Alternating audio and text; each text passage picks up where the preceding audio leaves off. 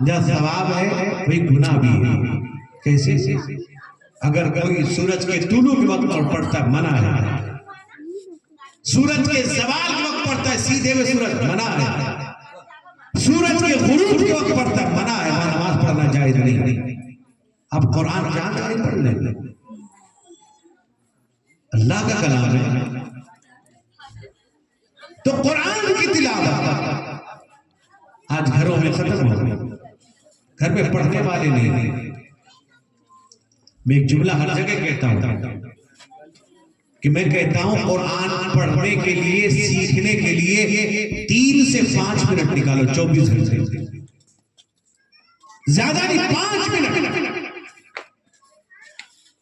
कुरान पाक को सही पढ़ने के लिए।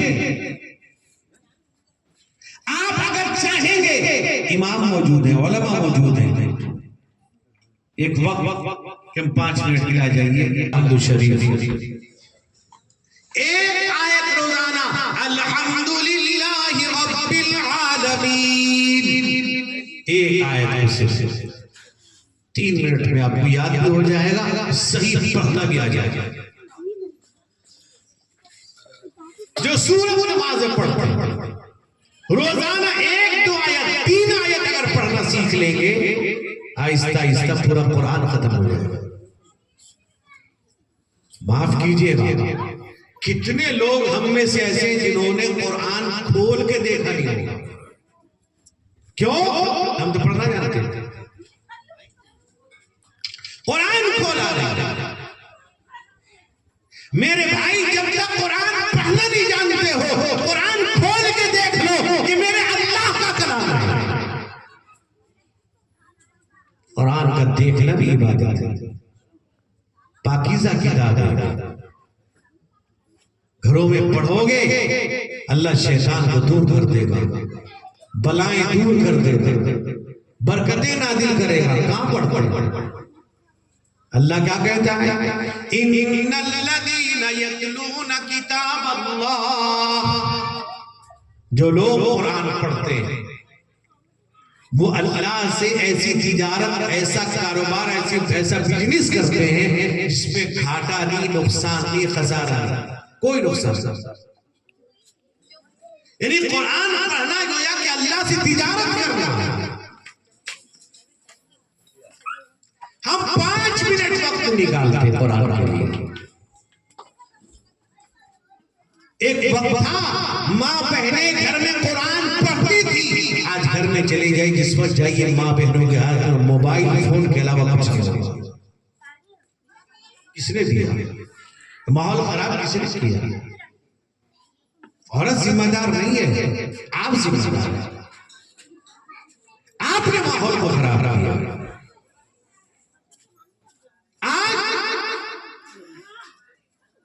एक घर में अगर 5 आदमी है तो 10 मोबाइल रखा हुआ है। दुनिया में अगर सबसे बदतरीन खतरनाक शैतान कोई हो सकता है वो मोबाइल है आपके, हमारे घरों में। जरूरत की चीज इस्तेमाल करें, जरूरत पर इस्तेमाल करने का होगा। हर चीज को गैर जरूरी चीज में इस्तेमाल करेंगे नुकसान होगा।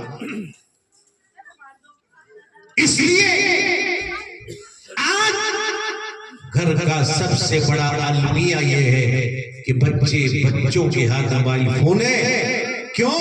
न मुरब्बी के हाथ मोबाइल फोन है। अफसोस इस बात का है, आप 10 बजे 9 बजे के बाद गैर मुस्लिमों के महल्लों में चले जाइए, पूरा महल्ला सन्नाटा मिलेगा, रात को सोए रहेंगे। आप मुसलमानों के महल्ले में 1 बजे चले जाइए, सब जागते मिलेंगे मोबाइल फोन के साथ।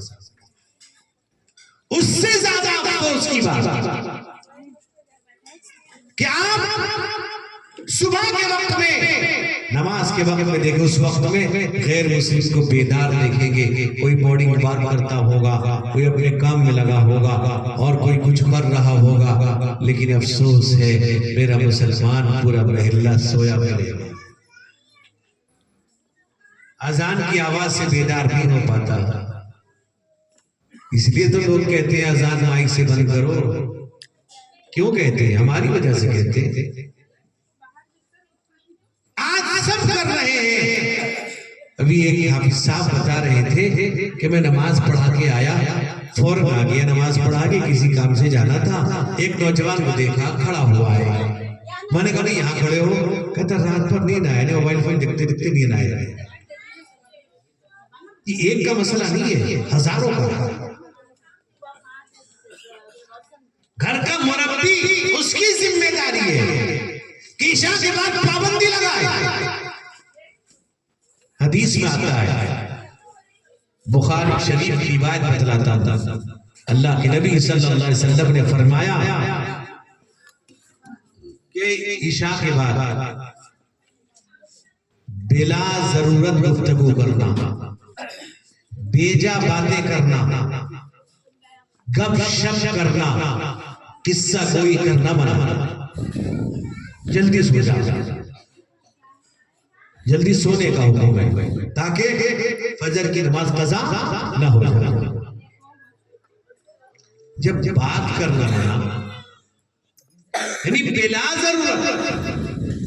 हाँ, कोई दीन की बात कर रहा है, कोई कुरान पढ़ रहा है, कोई नमाज पढ़ रहा है, कोई तिलावत कर रहा है, मना है। तो मोबाइल फोन देखने कहां से जायज हो जाएगा? गौर करते हैं कितने घर ऐसे हैं जो अपने बच्चों को रोकते हैं। खुद पहले माँ बाप रुकेंगे तब बच्चे रुकेंगे। सुबह में और बहुत से लोग हमसे कहते हैं कि आप मोबाइल हमने फोन किया, आप उठाए नहीं। वक्त भी देखा करो, मोबाइल फोन करने का टाइम नहीं होता है जब चाह फोन कर दी।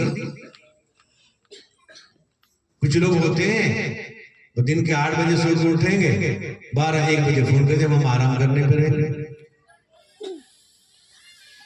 एक आदमी कहने लगा, मौलवी साहब दिन के 12 बजे फोन क्या उठा ही नहीं? मैं कहते दिन के 8 बजे उठा, हम रात 4 बजे उठते हैं। दिन में तो आराम कुछ करेंगे या नहीं करेंगे?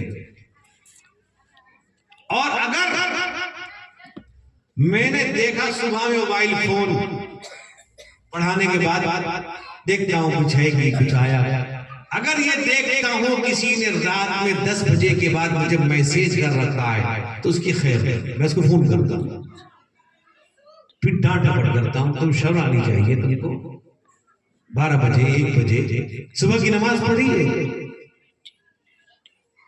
बतलाइए, मोबाइल फोन आपको हमको नमाज से दूर कर रहा है, तो ये शैतान से बड़ा खतरनाक बन चुका है। नमाज से दूर कर रहा, तिलावत से दूर कर रहा। लेकिन आज मेरे पास सुगुण के महल्ले वाले आए, हमने पूछा इमाम की तनख्वाह कितनी है?